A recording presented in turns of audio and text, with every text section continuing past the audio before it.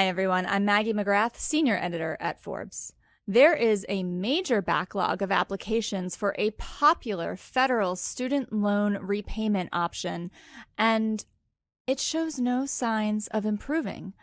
Joining us to tell us exactly what is going on here is Adam Minsky. He is a Forbes senior contributor and also an attorney focusing on student loans. Adam, thank you so much for joining us. Thanks for having me, Maggie.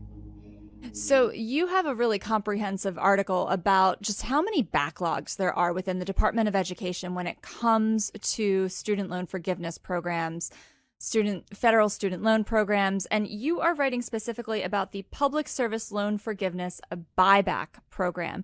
Can you tell us what this backlog is and what it means for borrowers? Yeah, so the buyback program is associated with public service loan forgiveness, which allows borrowers to get their loans forgiven in as little as 10 years if they make payments while working in qualifying public service work.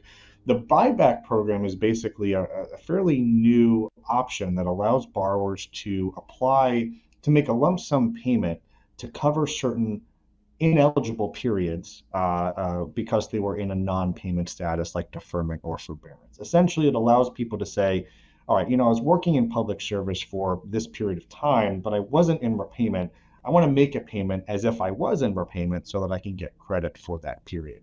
It's particularly useful for people who were forced into a forbearance that they didn't choose because of some administrative issue. And this is really coming to a head now because about 8 million borrowers are stuck in a forbearance due to legal challenges involving the SAVE plan, which is an income-driven plan created by the Biden administration. And a lot of people have not been able to make qualifying payments towards PSLF as a result of that forbearance. So they've been using the buyback program as a workaround, which is something that the Department of Ed is actually encouraging people to do. But this backlog is getting in the way. That's really interesting. So just to drill down into the borrower experience, because I'm thinking about when I had my student loans, I had a mix of private and federal loans. And when the pandemic hit, some of those federal loans, the payments were paused, and that was meant to be borrower relief. But I was in the fortunate position of retaining my job and I wanted to keep making payments. So I was able to basically override the systems. I would go online and make sure my payments went through. So for some of these people, some of these 8 million borrowers who have been placed in involuntary forbearance, do they have no ability to override that forbearance?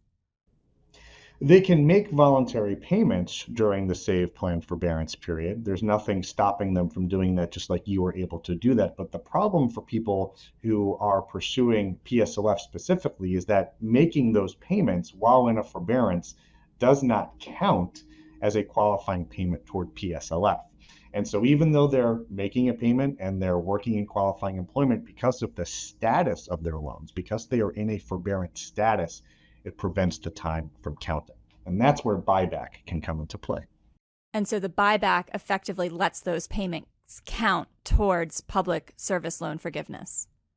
Exactly. But the process is you have to submit a formal application and say, hi, I would like to buy back this period of time. And if you're approved, you would get a letter saying, hey, you've been approved. This is the amount that you now have to pay in a lump sum. So instead of paying monthly, in real time, you would pay a lump sum retroactively to cover the period. So how large is this buyback? How many people are in administrative purgatory right now? Well, right now there's about 7, 8 million people who are in the forbearance, and tens of thousands of people have applied for buyback. One of the issues with buyback is you can't apply until you're pretty close to the end of the 10 years, and the bought back period must basically complete the sequence of payments that you need in order to qualify for forgiveness. So not all 8 million people are applying, but many thousands of people are. And the issue is that while the Department of Ed is working through this application backlog, the pace of applications that are coming in is greater than the output of processed applications on the other end. So basically, the Department of Ed has been releasing status updates every month as part of a separate legal challenge involving some of these problems. And the backlog was just under 50,000 about 3 or 4 months ago. And they've been processing applications at the rate of anywhere from 1 to 3,000 applications a month. But now the backlog, as of last week's most recent status report, They are now over 72,000 in terms of the backlog. So it's gone up by almost 50% in just 3 or 4 months.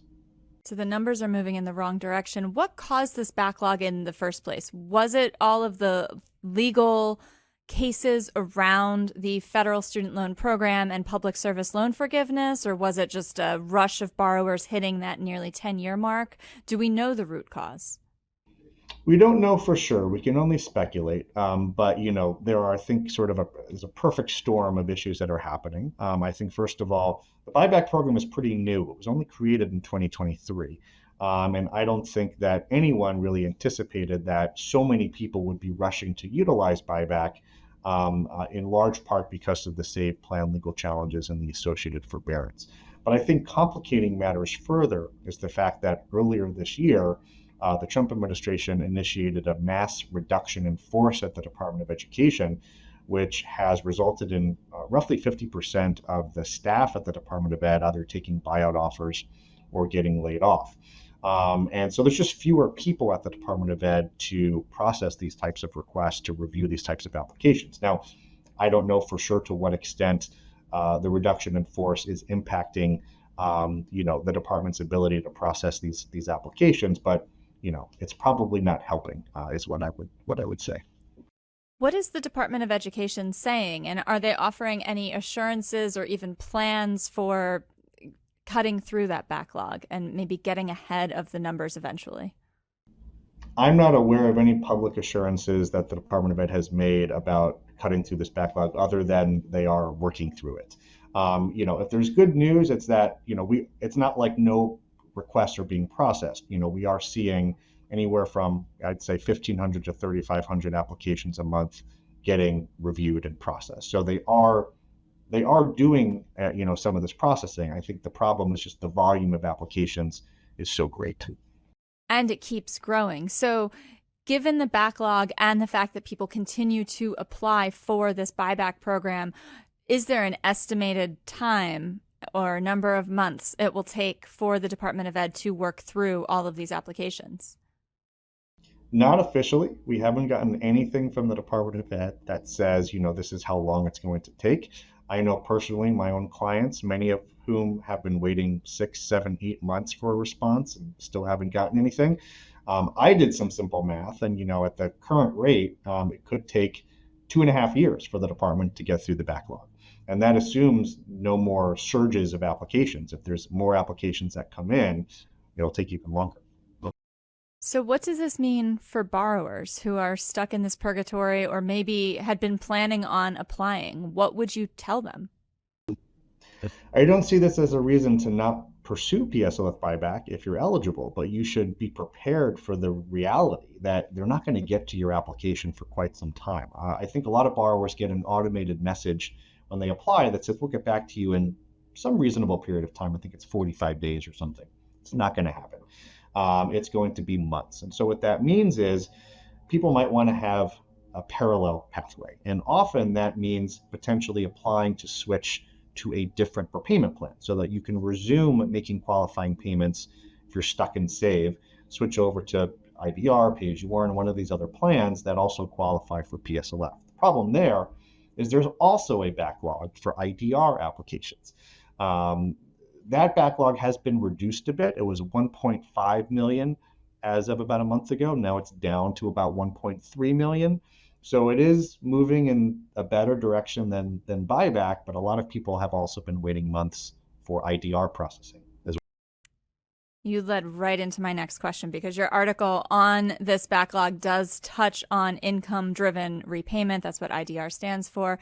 So is everyone applying for income-driven repayment also in the public service loan forgiveness program, or are their borrowers just kind of separate from that who are contributing to that backlog? Yeah, it's not only public service borrowers. I think the best way to think of this is that a lot of people want to be or need to be on an income-driven repayment plan so that they can have affordable payments tied to their income. But IDR, income-driven repayment, is a required component in the vast majority of cases for people pursuing public service loan forgiveness as well. So the universe of PSLF borrowers basically is almost entirely IDR borrowers. The universe of IDR borrowers definitely includes PSLF borrowers, but there are plenty of people who are not pursuing public service loan forgiveness who still need to be on an income driven plan or are stuck in the save forbearance and want to get back into repayment. So you sound a little less concerned about the backlog in the income driven repayment plan. Is that correct? I don't know that I am less concerned. I am somewhat, feeling a little better seeing the backlog for IDR at least get reduced a bit. But even that backlog is still taking forever for the Department of Education to get through. It would still take almost a year for them to get through that backlog at the current rate of processing. And many people have already been waiting 6, 7, 8 months after submitting an income-driven repayment request. Have you looked at the dollar cost to borrowers as they wait? Because I imagine if they're not approved for income driven repayment, then they're stuck on a repayment plan that might be a heftier monthly payment than that which they can afford. Do we know the average monthly excess that people are expected to pay if they're not approved for income driven? We don't have that information just because I think there's such variability in the size of people's balances and the type of plans that they may qualify for.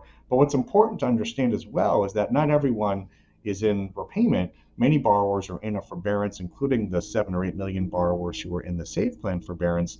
Now the Trump administration has taken away one of the key features of that forbearance, which is that interest shouldn't be accruing. But now, as of August 1st, interest is now accruing again on these balances, and they are encouraging people as a result and frankly pressuring people to change plans.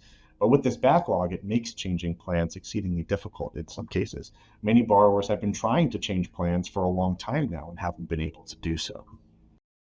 And when we talk about interest accruing, we're talking about what, 6, 7, 8% interest rates on some of these loans? Absolutely. I mean, interest rates vary from loan to loan. Some people have interest rates as low as 2 or 3%. Some people are more than 8%. But I would say average, it's between 5 and 8% is I think where most federal student loans tend to fall. Yeah. 5 and 8% on tens of thousands of dollars. That's real money to a lot of people. Absolutely. I mean, if it takes a year for them to process an IDR request and you have, say, $100,000 student loan balance accruing interest at the rate of 6%, that's $6,000 while you wait for them to process your request to get back into repayment. That is very real money. Is there anything you would counsel borrowers who are waiting, who are amid that backlog? What would you tell them right now?